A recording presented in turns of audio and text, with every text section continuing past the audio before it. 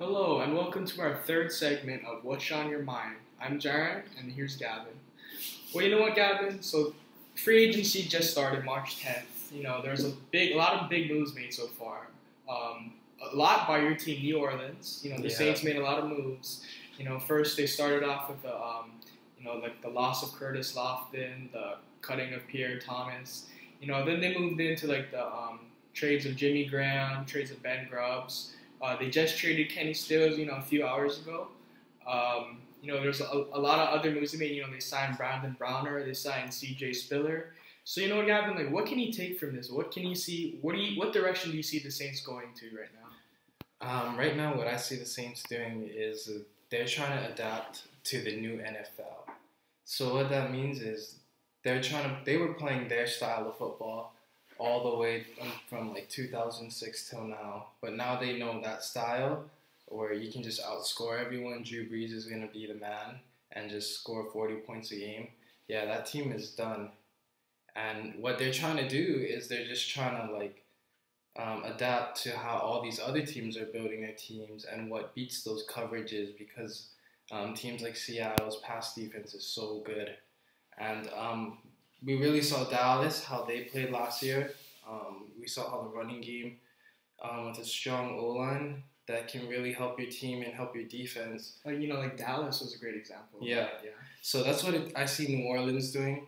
They're just trying to build a team like Dallas or Seattle, San Francisco, with that running the football but using their best players and making their talent well shown. And the biggest surprise for me was the Jimmy Graham trade too. He was just when I woke up, since we're from Hawaii, it's boom, you just wake up to that, and then you see him traded, and you're just like, what? Yeah, it was a first-round pick. Yeah, Max Unger. What do you think about the move for Max Unger? I'm really happy to get him to the Saints. He's a really great player, and when he was in for Seattle, when he played, he really engineered that run game. Right. He was the Oregon product of Chip Kelly. Yep. Yeah. Surprising, the Eagles didn't trade for him. So, yeah. Let's move on to our next point, Gavin. We have the Philadelphia Eagles. The Eagles made so many moves in the start of this free agency. They just signed DeMarco Murray. They even signed Ryan Matthews before that. Why they're gonna have a three-back tandem with Darren Sproles there? What's up with that? Philadelphia has made a lot of moves, like I've said. So, what was one move that you thought was very surprising to see, Gavin? From Philadelphia, I was really surprised that they signed both Ryan Matthews and DeMarco Murray. I feel like in that offense with already Darren Sproles, that they're just gonna just pound it with one guy, run the no huddle, and then just couple screens to Darren Sproles, yeah, right? And that's what I figured. But I kind of like the signing of Ryan Matthews there too. It just gives them another weapon. I really like what Chip Kelly is doing there in Philadelphia. I know a lot of people, a lot of supporting him. Yeah, me. I felt like the trading of Nick Foles for Sam Bradford, and they also have to give away a second-round pick in next year's draft if he's a starter. Right, if he's a starter, and they also gave away a fourth-round pick in this year's draft. It was very surprising to me just because I thought Nick Foles was the better quarterback. Nick Foles has put it up the better numbers so far in his career. That 2013 year where he had 27 touchdowns and I believe 2 interceptions. That's crazy, man. I think that year he just took a lot of teams by surprise. Now that they have some film on him, they can kind of see how he's really a really slow quarterback. He's probably one of the slowest, in the NFL. Yeah, I really do like the Sam Bradford trade too. I think Sam Bradford's going to be a star in that offense. Great fit in his what I see Chip Kelly doing right now with all his moves is he's taking these college stars who people were like, wow, this guy's going to be the next star. And they kind of didn't work out with the situation they were thrown into. And I think he's going to bring all these guys in, like Sam Bradford, number 1 overall pick. I think it was 2010? No. Maybe 2009? 2009 draft. I think so, yeah. One of those. Right after Matthew Stafford, yeah. Yeah. Oh, Matthew Stafford was the 29 draft, so Sam Bradford was the 2010. Yeah, so.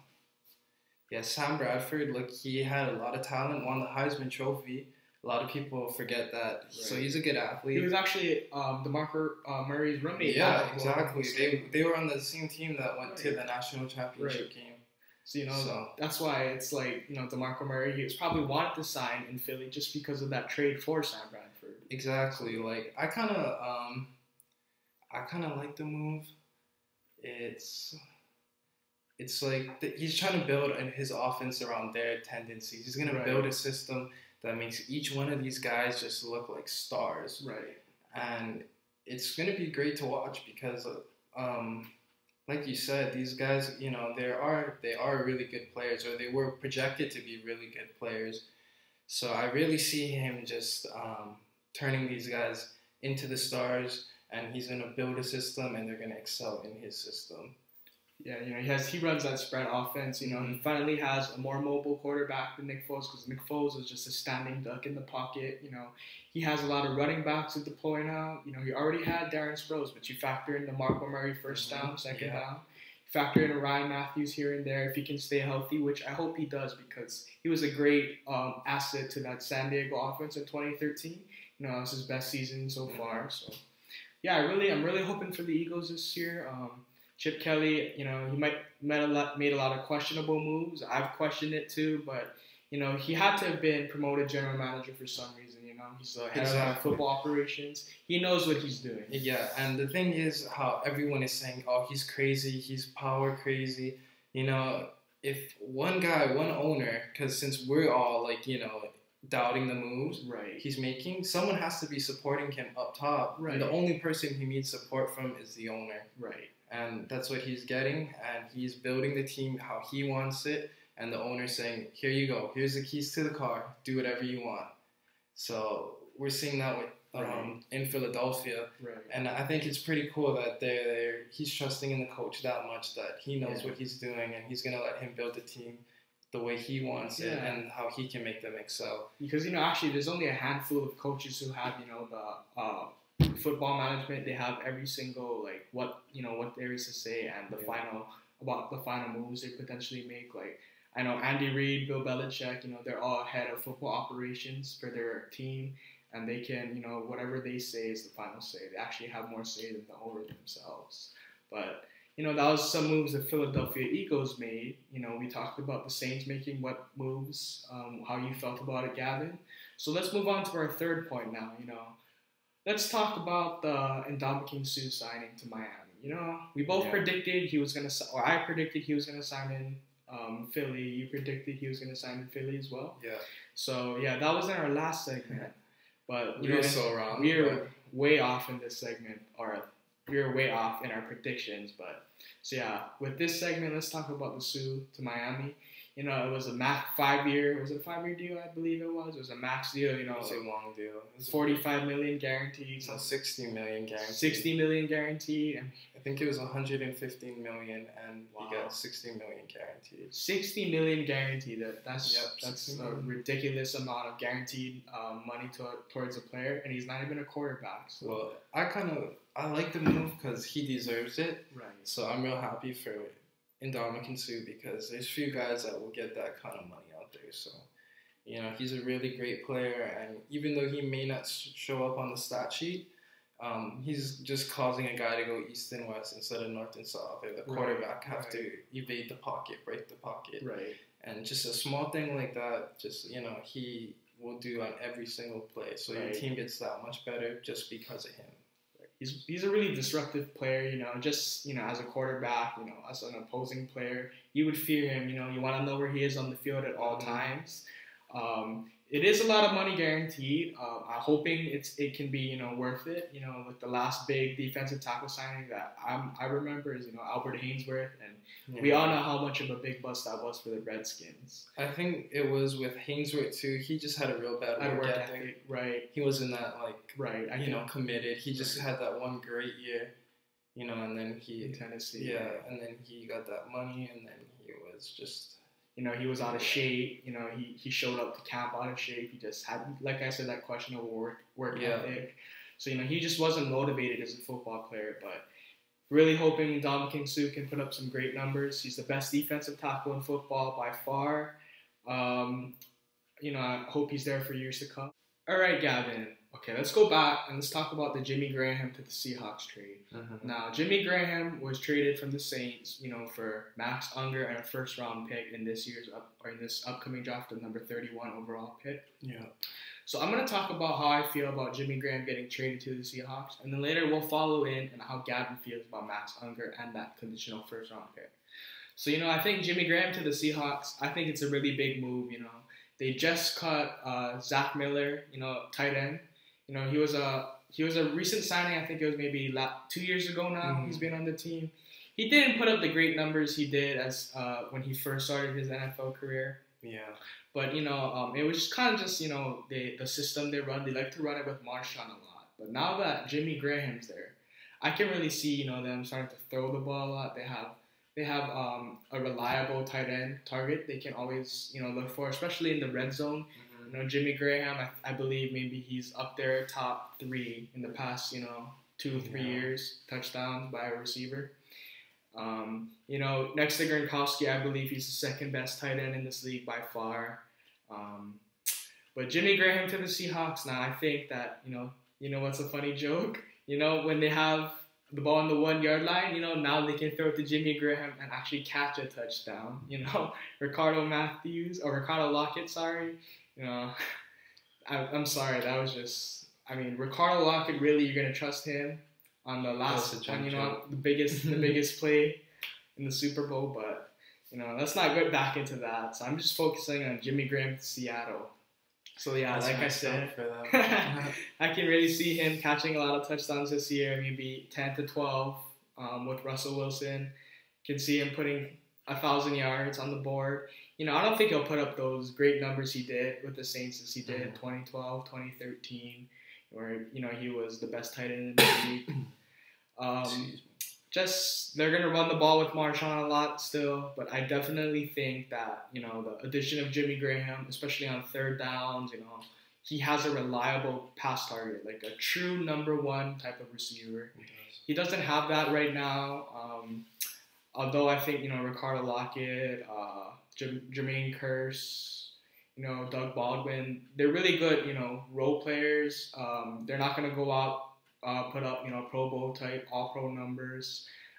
With now Jimmy Graham there, he's gonna put up decent All-Pro numbers for a tight end. Yeah. So that's how I feel about the Jimmy Graham trade. Now let's see how you feel about the Max Unger and that first-round pick. Who do you think they might use that pick on? Well, we have 2 first-round picks, and we have been trading a lot of receivers. Right. I really think if Amari Cooper falls to 13, the Saints are gonna take him. Right. Pairing up with Brandon Cooks, it could be a great duo for years to come. Yeah, and he's a great route runner, something the Saints really look for in a receiver. Right. Lance Moore, one of the best route runners in the entire NFL. When we had him, he was a reliable guy. You could always throw the ball to him. He would be somewhat open because he was such a great route runner. Amari Cooper could probably fill that role for the team. He would definitely get Saints fans being like, why are we doing that when we need to build the defense and we need to build the O-line? But what he does for Drew Brees really will make a difference in the offense. But I say the most Saints fans would want, someone like Brandon Shreve or L. Collins or someone on defense like Shane Ray, or someone who fell to them, maybe Vic Beasley, Bud Dupree. So it's kind of good to see the Saints doing all these moves, because now we don't know what they're gonna do because they have so many picks. Right. Like, we can wait till draft day comes and we can see who falls to us and who's on the board when we're picking. Right. And it's kind of interesting. I have it feels like they're like an NBA team right now. Oh, right. The trades we're making. It's stuff you see in the NBA when you trade stars for assets. You saw it with the Boston Celtics, my favorite basketball team, by the way. But, when they traded the big 3 away, when they gave away Pearson, Garnett, even though they were winning. They wanted to win a championship. They're still a championship team, but once they traded him, it was like we're retooling now. Right. So once it kind of reminds me like that. I feel like since Mickey Loomis does have general managership in the Pelicans, he's seeing how that's working, and he's like bringing it over to the NFL. And now you're seeing guys like Haloti now they're getting traded to.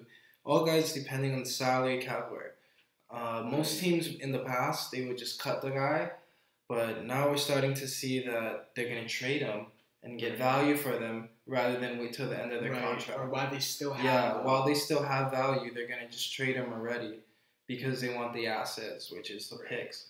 And we all know that NFL picks are way more important than NBA draft picks because NBA they have like the protected top 5 because of the lottery. Right. So we have like that going on too. In the NFL, it's all about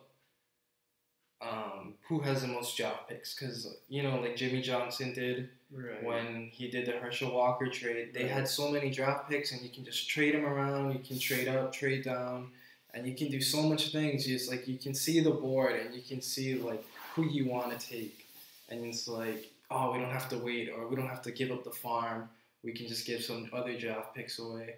And now that we have all those things coming in, it's kind of making me feel like we're moving into that direction of, okay, like we're going to acquire all these assets for like the future. And then when they come in, that's when we're going to make all our moves. Yeah, right. Because, it was kind of surprising. Like, I thought maybe they were going to go into rebuilding mode. They got rid of their perennial all-pro tight end. Yeah. They traded away another Pro Bowl guard, Ben Grubbs. I was questioning their moves, I was really surprised to see them trade away. Right, and Kenny Stills, too. But, I heard he had, like a argument where him and Drew Brees weren't on the same page. Drew Brees probably wanted him out of town. I don't think Drew Brees would want him out of town, but Drew Brees was getting tired of working with him. Right. And how Drew Brees just has great work ethic. It really is his team. He's still under contract for this year and next year. He is getting towards the end of his career. I believe he's 36 years old, 37. Yeah, he's 36, I think. 36, yeah. So definitely towards the end of his career. Eventually, maybe the Saints are going to have to make a play at quarterback, but that can be addressed, next year's draft or maybe even the following year's draft. Yeah. Depending on how they do. Yeah, I kind of don't think anyone but Winston would be a great fit for the Saints. I don't think Mariota would be a good fit for us. He did struggle in his pro day. I hear he's slipping down the draft boards a lot, but those are all rumors. Chip Kelly would probably love it if he fell down to them at number 10 now, or not number 10. That was the Rams pick, but what in my opinion, they should have got for Nick Foles. Really? I really think Nick Foles is a better quarterback than Sam Bradford. I was really surprised to see the move. I don't think so. Really? You think Sam Bradford's a better quarterback than Nick Foles? I think Sam Bradford's a better quarterback. But Nick Foles hasn't proven. Nick Foles was playing in Chip Kelly's system, so he was playing in a spread system. Now he's going to an NFL offense. So can he make NFL throws now? Well, he is a great. I think he's a great passer. I think he would actually do better in like an NFL pro system because in that spread offense, that's not the type of quarterback he is. Well, he was throwing to open receivers. That's what the spread does for them. Chip Kelly's system's all about throwing it to the open guy. Right. So I really think that Nick Foles now he's gonna have to make NFL throws in a pro style system with the Rams, which they do have. I think it's going to hurt them, actually. And I really think that the Rams better beef up their offensive line for him with their first-round pick because you definitely won't see Nick Foles making the same escape moves as Russell Wilson trying to escape. They did just take Greg Robinson. Yeah, but they just cut Jake Long. Oh, wow. And Joe Barkside, their right tackle, they didn't resign him. Roger Saffold, though, maybe they can. But I think they let him go and they let Scott Wells, the center, go. Oh. So they have a lot of holes on the offensive line. Well, maybe they can address that through some free agency because, I would really like to see the Rams take a receiver, They're really in need of a receiver. And at number 10, Kevin White could be there. Amari Cooper could be there. Even Devontae Parker for sure should be there. I don't know, because they just took Tavon Austin, Right, but So he I'm just hasn't really kinda like, developed. He hasn't shown that. I say maybe they go Trey Waynes at number 10. Trey Waynes, cornerback. I could see that being a good pick for them. I mean, I really believe they have one of the best defensive lines in football already now. They have Robert Quinn. They have Chris Long. They just signed Nick Fairley. You pair him up with Michael Brockers and Aaron Donald, and that defensive line is just stacked. As a coach, Jeff Fisher must be ecstatic of what he has. That perennial, just all-pro talent he has on his defensive line right now. Yeah, he really does. He has 5 guys that could be, Pro Bowlers. He has those 5 guys could be starters on any NFL team. Doesn't matter. Oh yeah, definitely. Robert Quinn, one of the best. Aaron Donald, he's one of the best too. Michael Brocker is a great run defender, and Chris Long. Chris Long's been putting in great. He's a great leader. Right. And he's like that Brett Kiesel to the Steelers defense now. Right. And even though he doesn't put up the big numbers, being a number 2 overall pick, he does a lot for that team. He's the leader of that team, and definitely is. Yeah, he. Son of Hall of Famer Howie Long. Yep. Yep. But you know what? We're getting a little long on time now, so I think that'll conclude our 3rd segment of What's on Your Mind. Yeah. Just please leave your comments below. Tell us what you think. Like I said, tell us what you want us to talk about in our next segment. Yeah, we're really like we just really want to just rant on and just see tell you how we feel about trades and how we feel about moves. And not only in the NFL, we could talk about the NBA, MLB, like we said. We just love sports. Sports is our lives. We're really American sport. I mean, we don't know too much about soccer. I don't know too much about soccer. I don't know how you feel about soccer, Gavin, but definitely the 3, major American sports: football, baseball, basketball. We can definitely talk about. We're not experts. We're not saying we're experts. We just want to give our voice out to you guys and just let us know how you. Yeah, guys we feel. want to see how you guys feel too Right. about the moves and stuff. So we're just trying to connect with other people too. So. Okay, so yeah, like I said, leave your comments below, and that'll conclude this week's episode of What's on Your Mind. So I'm Jaren. This is Gavin. Thank you.